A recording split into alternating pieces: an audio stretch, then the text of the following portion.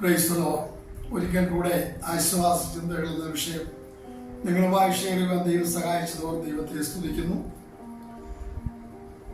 ലൂക്കോസിന്റെ സുവിശേഷം 5-ാം അധ്യായം 5-ാമത്തെ വാക്യം ആസ്പദമായി ഓർപ്പിച്ചിട്ട് ദൈവം ഏൽപ്പിച്ച ആലോചനകളുമായി ഷെയർ ചെയ്യാൻ ആഗ്രഹിക്കുക.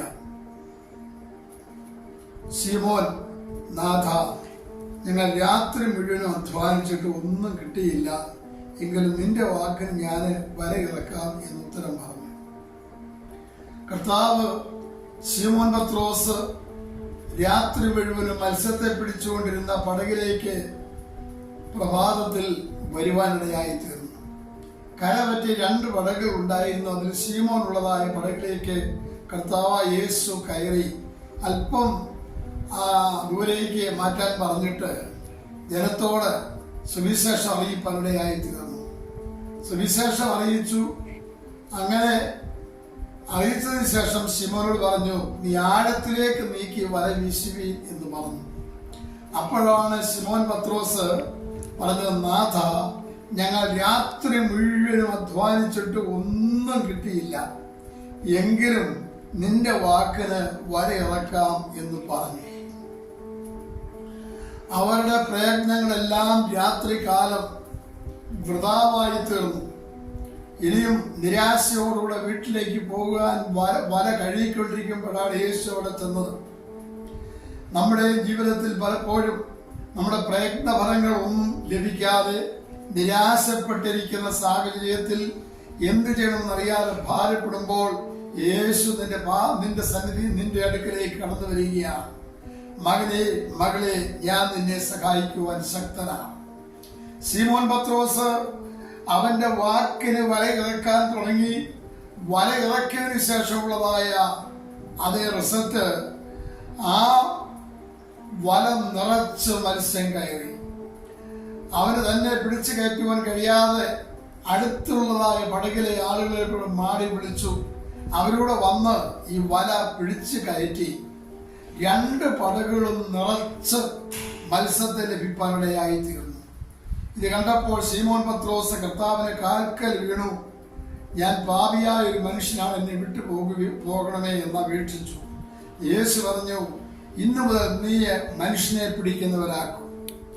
അന്ന് പത്രോസിന്റെ ജീവിതത്തിൽ വലിയൊരു രൂപാന്തരം ഉണ്ടാകുവാനിടയായി തീർന്നു. നമ്മുടെ ജീവിതത്തിൽ പല ബിസിനസ്സുകളിൽ പരാജയപ്പെട്ടവരുണ്ട്. ജോലി സംബന്ധിച്ച കാര്യങ്ങളിൽ പോയിട്ട് അതിൽ നിരാശയോടെ മടങ്ങി വന്നവരുണ്ട്. രോഗസൗഖ്യമില്ലാതെ ഭാരപ്പെടുന്നവരുണ്ട്. പല നിലയിലുള്ളതായ പ്രശ്നങ്ങൾ, കടഭാരങ്ങൾ നമ്മെ നീറി പുകയുന്ന സാഹചര്യങ്ങളുണ്ട്. ഇനി എന്ത് ചെയ്യുമെന്നറിയാൻ നിരാശപ്പെട്ടുകൊണ്ടിരിക്കുന്ന പ്രിയ സഹോദര, സഹോദരി, യേശു നിന്റെ സന്നിധിയിലേക്ക് വന്ന് പറയുകയാണ്, മകനെ, ഞാൻ നിന്നെ സഹായിപ്പാൻ ശക്തനാണ്. അങ്ങനെ യേശു കർത്താവിന്റെ വാക്ക് ആരേറ്റെടുത്തിട്ടുണ്ടോ അവരെ ദൈവം അനുഗ്രഹിച്ചിട്ടുണ്ട്. 38 ആണ്ട് തളർവാദ രോഗിയായിട്ട് ബെഥെസ്ദ കുളക്കരയിൽ കിടന്ന ഒരു പക്ഷവാതക്കാരനായ വ്യക്തിയെ കുറിച്ച് നമ്മൾ വായിക്കുന്നുണ്ട്. യേശു അവനെ കണ്ടിട്ട് അടുത്ത് എന്ന്, നിനക്ക് സൗഖ്യമാകുവാൻ മനസ്സുണ്ടോ എന്ന് ചോദിച്ചു. അവന്റെ മറുപടി, കർത്താവേ, കുളത്തിൽ ദൈവത്തിന്റെ ദൂതൻ സന്ദർശിക്കുന്ന സമയത്ത് വെള്ളമിളകുമ്പോൾ എന്നെ വെള്ളത്തിലേക്ക് ഇറക്കുവാൻ ആരുമില്ല എന്ന് പറഞ്ഞ് അവൻ നിരാശപ്പെട്ടു.